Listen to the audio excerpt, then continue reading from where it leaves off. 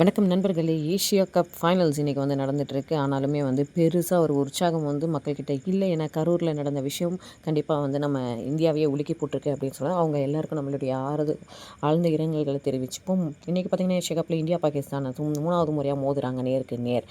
ஹர்திக் பாண்டியா இல்லாமல் இறங்குற இந்த டீமில் பார்த்திங்கன்னா இந்தியா டாஸ் வின் பண்ணி பவுலிங் எடுத்தாங்க. ஆரம்பம் முதலே அதிரடியாக விளையாண்டாங்க பாகிஸ்தான். உண்மையிலே 8 ஓவரில் 75 ரன்லாம் அடித்தாங்க.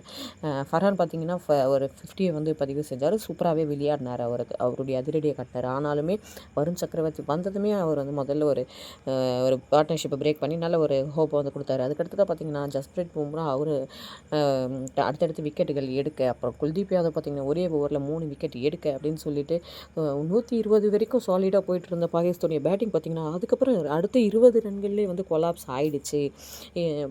அடுத்த 20 ரன்னில் இத்தனை 7 விக்கெட்டுகள் விழுந்துருச்சு. பார்த்தீங்கன்னா ஃபஸ்ட்டு 87 ரன்னுக்கு ஒரு விக்கெட் தான் இருந்தது. அடுத்த 59 ரன்னுக்கு தன்னுடைய மொத்த விக்கெட்டுகளும் இழந்துட்டாங்க பாகிஸ்தான்.